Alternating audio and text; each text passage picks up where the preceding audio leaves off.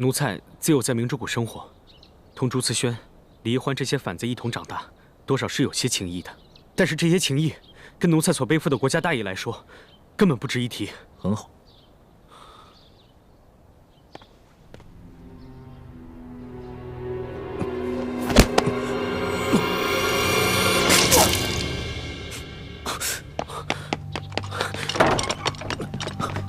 花儿，花儿，花儿，花儿，花儿，你不必担心，他已经没事了。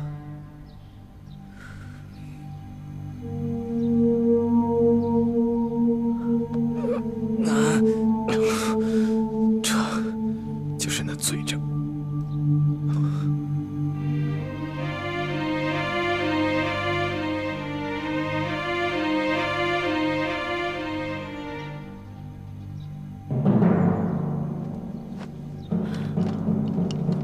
你放心吧，朕绝不会放过伤害易欢的凶手。好，我放心了。玄逸，你不必再向太皇太后求情。反正我也和一个死人没什么区别了。我还有一件事求你。说吧，朕一定会帮你做的。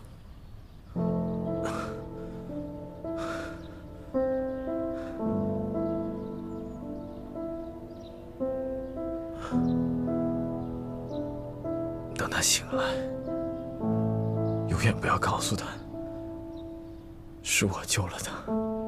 为什么？其实欢美心里对我未尝没有情意。如果不是你的出现，我和他会是一对神仙眷侣。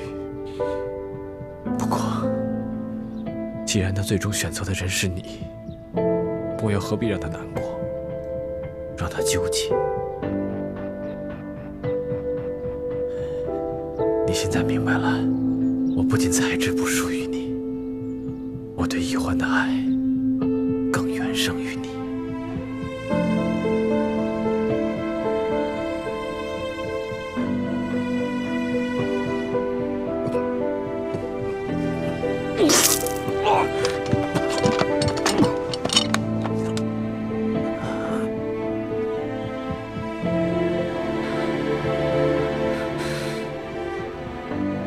怎么样？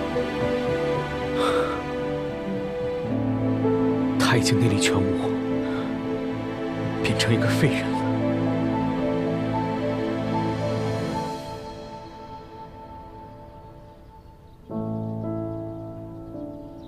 宣太医，务必用最好的伤药保住他的性命。这……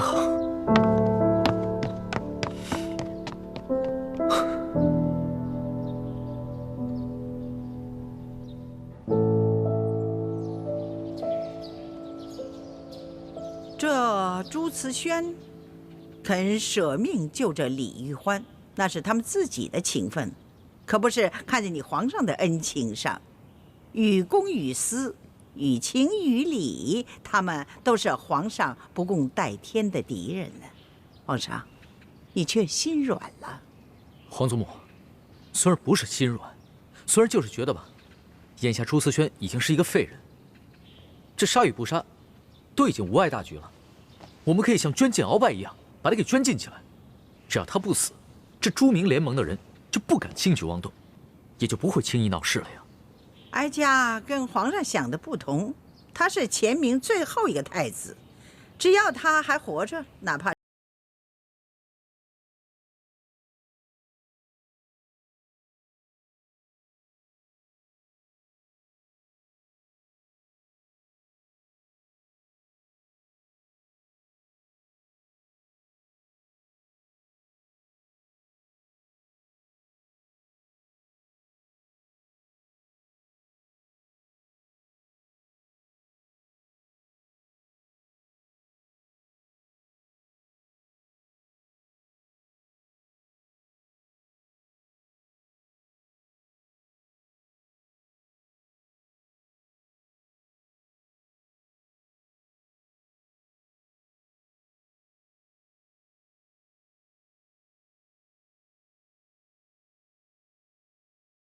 菜市口，明正典刑，永绝后患。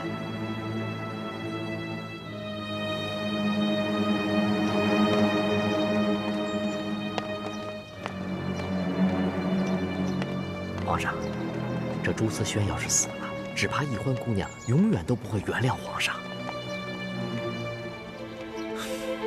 朕现在也正为这个烦恼。老东西，你有没有什么办法？哎，办法倒是有一个，不过请皇上体恤奴才，千万别说这个办法是奴才说的。要是太皇太后知道了，饶不了奴才。你放心吧，朕身边也没几个会办事、能办事的人才。再说了，从小就是你伺候朕长大的，没了你，朕也会不习惯。多谢皇上体恤。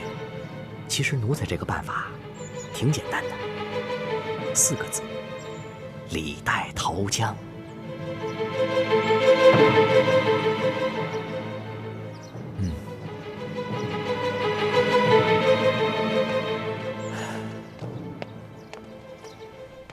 您还是把药喝了吧，否则皇上会砍了奴婢的头的。哎呀，是啊，您快喝了吧。皇上又不是暴君，怎么可能动不动就砍人头啊？没事没事，拿下去吧。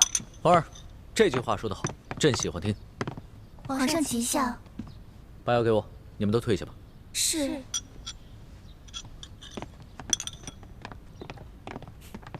皇儿，来吧。我都说了，我已经好了，你别再给我喝这些苦了吧唧的东西了，行吗？你要是想知道你朱哥哥的消息，那就把这碗药给喝了。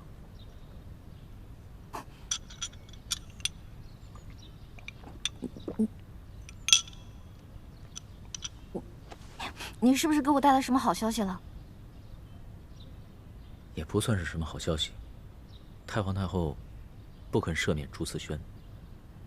那你一定还有其他办法的，对不对，龙小弟？你看，我都没有骗你，你也不会骗我的，是吧？朕是不会骗你，但是朕不能明着和太皇太后还有一帮支持太皇太后的文武大臣们对着干。所以呢，朕思来想去，只有一个办法。什么办法？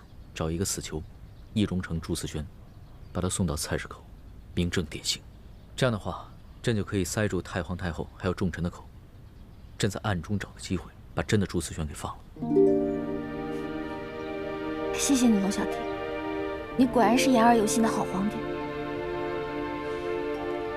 你呀，你先别急着给朕戴高帽。朕这么做是有条件的，你必须一辈子都在这宫里，永远陪着朕。其实，我之前都已经想好了，如果你真的能放了朱哥哥，那我就留在宫里陪你一辈子。不过，我只能做你的红颜知己，不能做你的嫔妃。不是，那怎么行啊？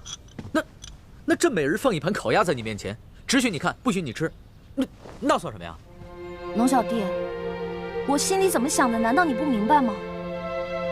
我对你是情爱，对朱哥哥是情义，我对你有愧疚，同时对朱哥哥也有愧疚，我心里放不下你，但是又不能太对不起朱哥哥。如果你觉得不公平，那好，从此以后我不再吃美食，不再吃烤鸭，你每日只需要给我一些清粥小菜，不让我饿死便足矣了。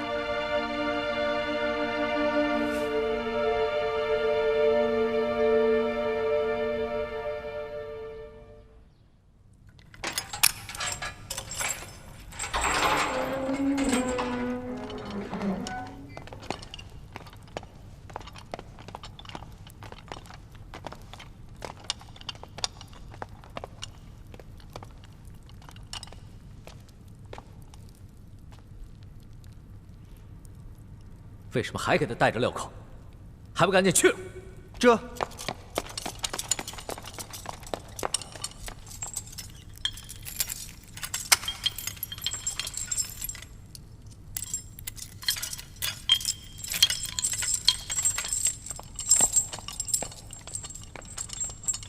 玄烨，反正我明日就要上刑场了，你又何必如此？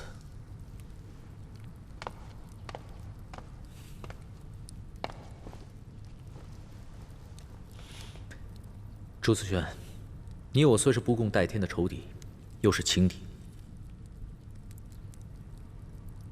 但你我二人也算是惺惺相惜的知己。尤其是你救了易欢，朕的心里很是感激。我救易欢，是我跟易欢的情分，与你无关。不过你别忘了，你承诺过我，要找出那个暗算易欢的人，杀了他，为易欢除掉后患。那个人朕已经查出来了，但是朕现在还不便对他动手。你自诩天子，却言而无信。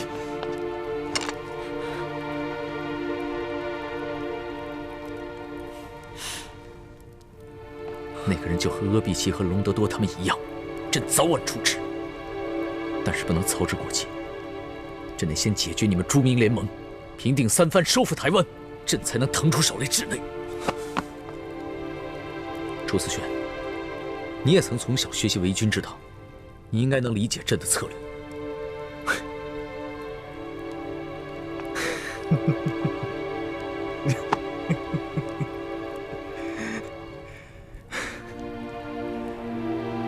雪姨，你觉得我还会相信你吗？你不相信朕，朕的心里很是遗憾。但假以时日，朕一定会证明给你看，什么才是帝王之心。我等不到那一天了，你去证明给易欢看吧，别让他对你太失望。谁说你等不到那一天？朕已经答应易欢，今夜就放你出宫。所以，朕此次前来，算是提前为你送个行吧。你要放了我？若是没有你这样的敌人来见证朕的文治武功，那朕为帝的乐趣岂不是要大打折扣？但是，朕也有一个条件。我说过，如果你是来劝降的，那就免开尊口吧。朱慈轩呢？朱慈轩，你说朕不了解你，现在看来，你也不了解朕吗？朕知道，朕放你归去后，犹如放虎归山。虽然你的武功尽失，但以你特殊的身份和才智，你仍然会带领朱明联盟成为朕的心腹大患。但是朕并不是要把你们这些反党斩尽杀绝，朕要你们心悦诚服地臣服于朕。诸葛亮尚能七擒七放猛虎，朕堂堂天子，难道还比不上诸葛丞相？这一次，的确是我小看你了。你应该还有别的条件吧？朕放你归去之后，从此要么你亡命天涯，要么你臣服于朕。但是不论哪种结果，你都没有资格再与朕争抢易欢。易欢虽然已答应留在宫里陪伴着朕，但是因为她心里怀着对你的一丝愧疚，不肯做朕的女人。朕需要你帮帮朕。这我可帮不了你。易欢虽然任性单纯，却有自己的原则。就像我无论如何也不能让她放弃对你的爱与信任，你也无论如何都不能让她放弃对我的情谊与尊重。你不是口口声声说你比朕更爱易欢吗？既然你都不想让他知道是你牺牲自己救了他，既然你都不想让他为难与纠结，那你为何不做得彻底一点？既然你都知道你们今生再无可能，那你为何还要在他心中强占一席之地？朱思轩，朕和你不一样，朕是天子，无论是江山还是美人，朕都无法与任何人一起分享。如果易欢他不全心全意地对朕，那朕还怎么全心全意地对他？这后宫就犹如朝堂，那危机四伏之地。你让朕杀了暗算易欢的那个人，就真的为他免除了所有的后患。你错了，唯有朕的真心，才是对易欢最好的护身符。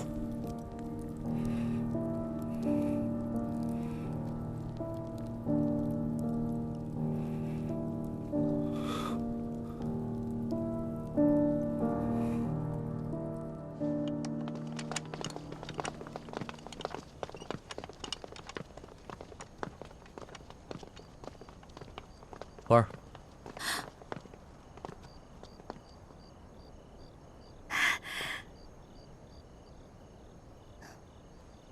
人你也亲眼见到了，也该放心了吧？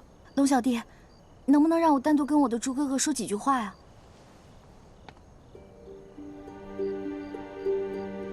好，不过你们要抓紧时间，赶快送他离开紫禁城，不然的话，恐怕夜长梦多。我知道了。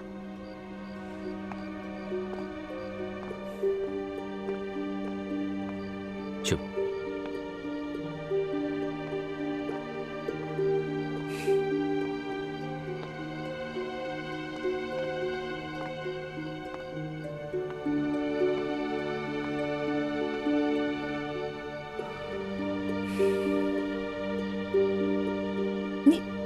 你怎么瘦了这么多，脸色也苍白了？他们是不是虐待你了？我没事，我很好。叶师弟虽然抓了我，但毕竟是兄弟一场，一直在暗中照顾我。可是为什么感觉你跟之前不一样了？你的眼神跟以前比完全没有了神采。我刚从牢里放出来，病也才刚好，自然会憔悴一点。等出宫以后，让三师傅帮我调理一下，自然会好起来的。猪哥哥，对不起啊，都是因为我。如果不是我，你也不可能被抓起来，叶哥哥也不可能会暗算。的确是你害了我，我没想到，我们10多年的青梅竹马，竟然抵不过你跟康熙大半年的朝夕相处。不过这样也好，我总算明白了，谁才是真正值得我去爱的人。没有别的事的话，我先走了。倾城还在外面等着我呢。雪姐姐，什么意思啊？我没听懂。有件喜事忘了告诉你了。那夜，你跟康熙走后，是倾城找到了我，救了我。我跟倾城已经成亲了。你说的是真的假的呀？此事有关倾城的名节，我怎能开玩笑呢？环北，其实以前我之所以对你好，是因为我觉得我们从小就有了婚约，我只能对你好。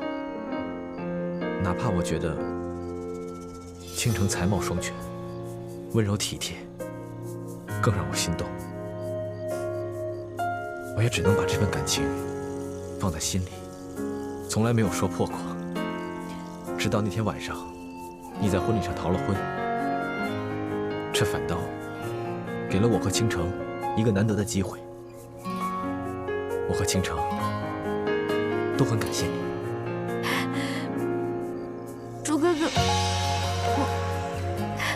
我实在不知道该说什么了。这件事我居然不知道，但是猪哥哥，我真心替你跟雪姐姐高兴，真的不容易，真的，我真心祝福你们永远幸福，早生贵子。好，我也祝你跟康熙永远幸福，白头偕老。环梅，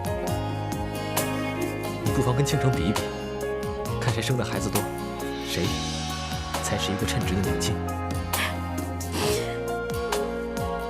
这个朱思轩，倒真是个至情至性的人。可惜啊，若他不是朱明王朝的太子，那朕一定会和他成为惺惺相惜的知己的。皇上肯三放朱慈轩，并称赞他的为人，仅于这份胸怀，就已经不愧为圣明天子了。这个朱慈轩，虽然才德兼备，也算是人中俊杰。只可惜，他不识大事，不知变通，又怎么能跟皇上相提并论呢？你这话倒是说得很合朕的心意。也是，一个人再有才，那也得识大事，知变通，否则终究是一个项羽之流的悲情豪杰。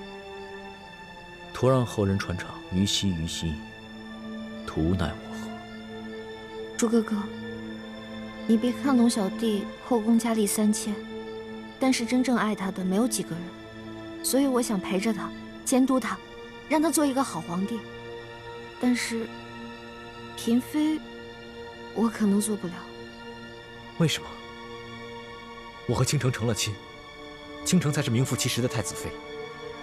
光复大明的任务，就是我和倾城的责任，跟你没关系了。因为有爹跟师傅们，所以……傻丫头，女儿不是儿子，只有儿子才有资格继承父业。嫁出去的女儿就像是泼出去的水，你不必太在意你爹还有师傅们的态度。更何况，他们知道我和倾城成了亲，你爹他们也不会再逼你了。别再为难自己了，只有你过得好了，我跟倾城才能过得好。不然，我们夫妇会觉得愧疚的。说什么呢，朱哥哥？你们从来没有愧对过我，都是我在愧对你们。你还不知道我？我每天会让自己过得开开心心的，你不用担心我。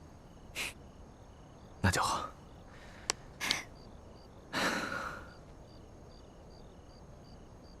那我们就此别过，各自珍重吧。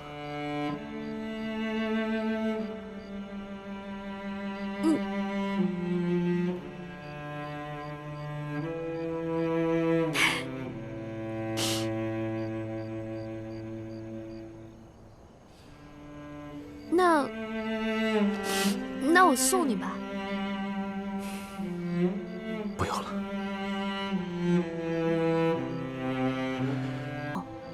再堂堂正正的回来嫁给你。可是你这一走，要是不回来怎么办？你难道就这么信不过我吗？朕不是不相信你，朕是不相信你爹还有你那帮顽固的师傅们。虎毒不食子，你放心吧，我知道我这次回去，他们未必会同意，但他们最多也是把我赶出明珠谷，他们不会对我做什么的。你就让我回去吧。如果我不回去跟他们说清楚的话，我过不了我心里这个坎儿。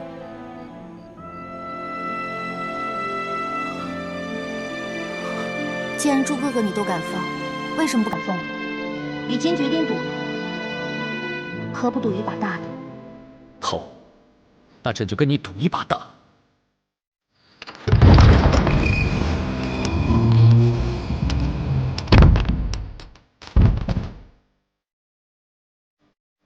你拿着这面令牌，下次进宫见朕的时候，就不会有人阻拦了。龙小弟，我一定会回来的。记得我们的约定，互相信任，互相扶持，永不相疑，永不相害。嗯，我走了。走吧。朱哥哥，走吧。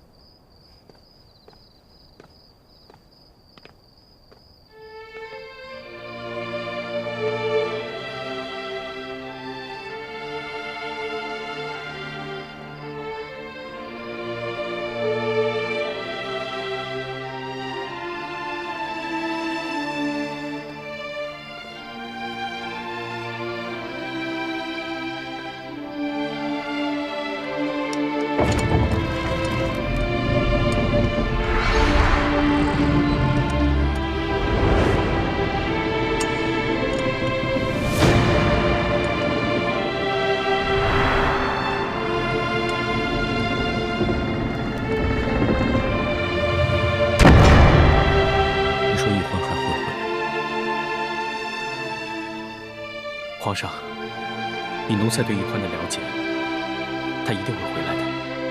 朕又是在一场豪赌。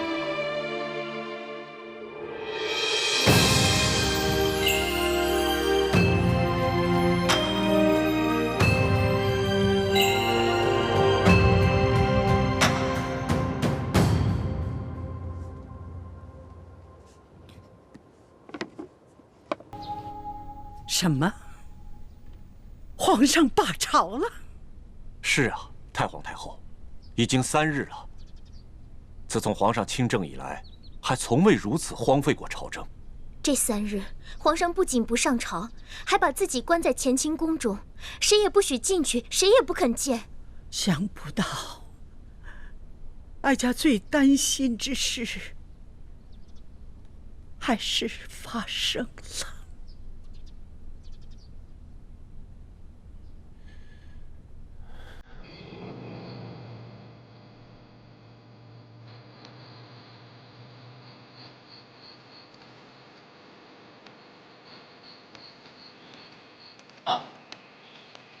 太皇太后吉祥，皇后吉祥。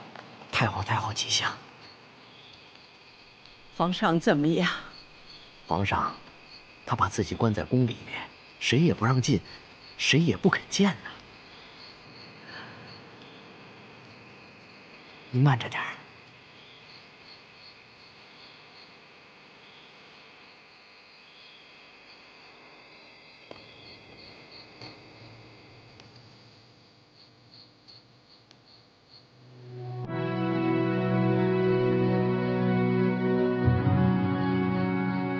玄烨，咱们祖孙2人有3天没见了，你还好吗？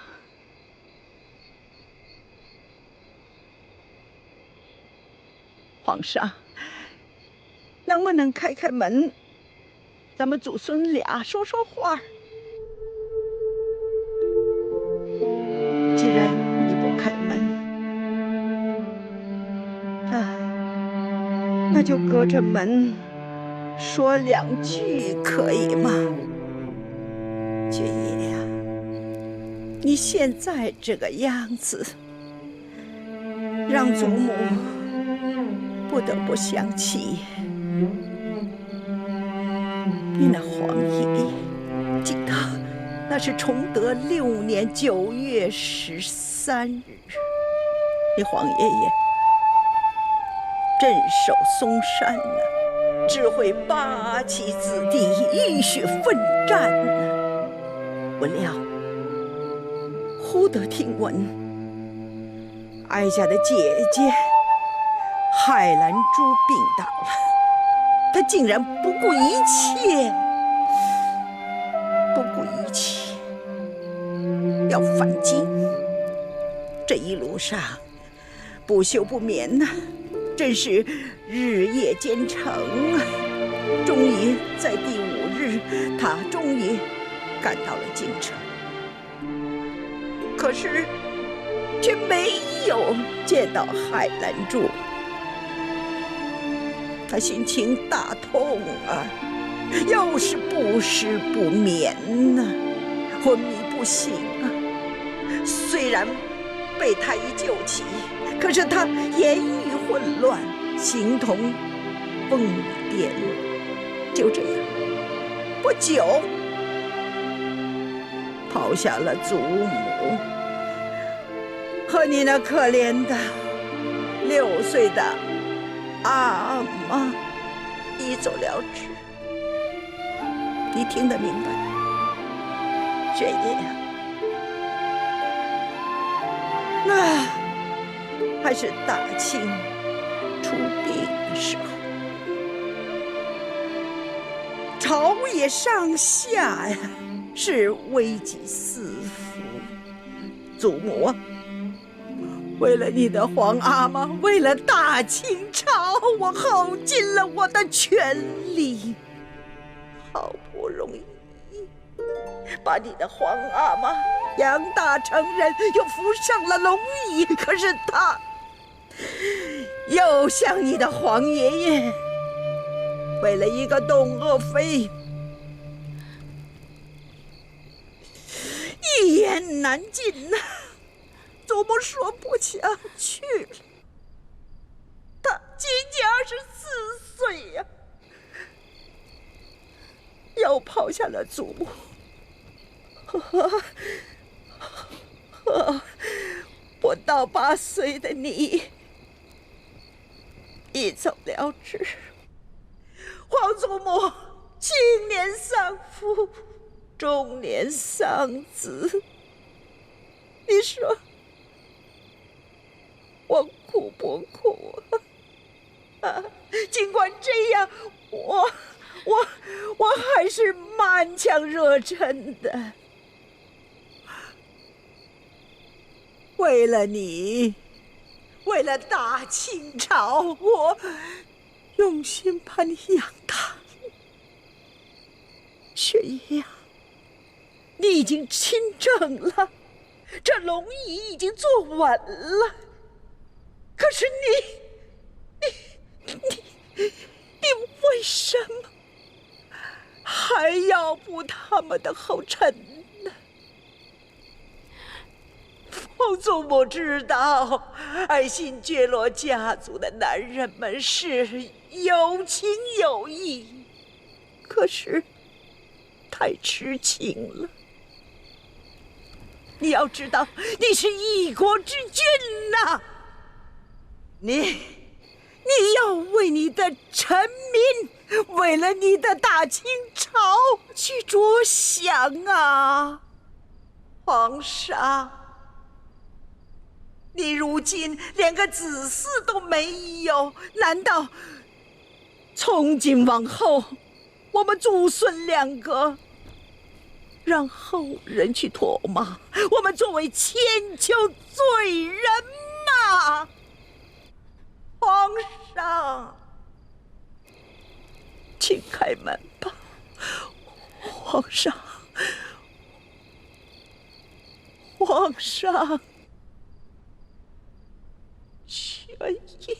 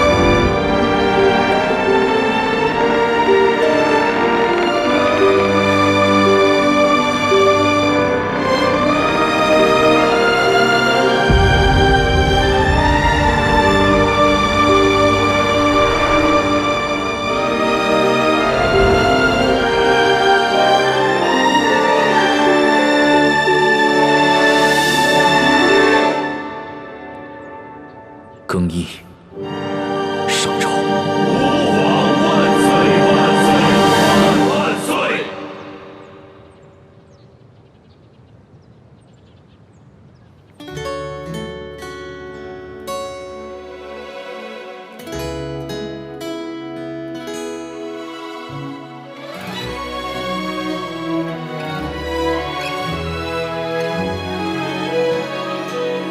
春桥两岸，时光催尽放客叹，一生的愿，将心留于人世间，手握乾坤，仙风雨自在云端，花开之间，留蝴蝶掌心清泉，天与地开在眉间，弹千秋，万世怀言，书几许情愁，望月凭栏，星辰如梦，心缱绻。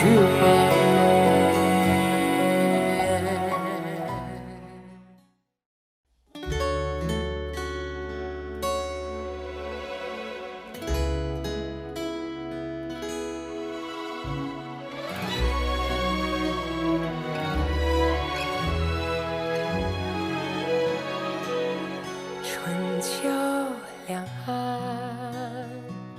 时光催尽放客叹，一生的愿，将心留于人世间，手握乾坤，仙风雨自在云端，花开之间，留蝴蝶掌心清泉，天与地开在眉间，弹千秋，万世怀言，心中细流，回远方清泉，回首一生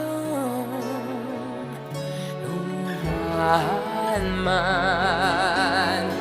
天与地开在眉间，弹千秋，万世怀言，书几许情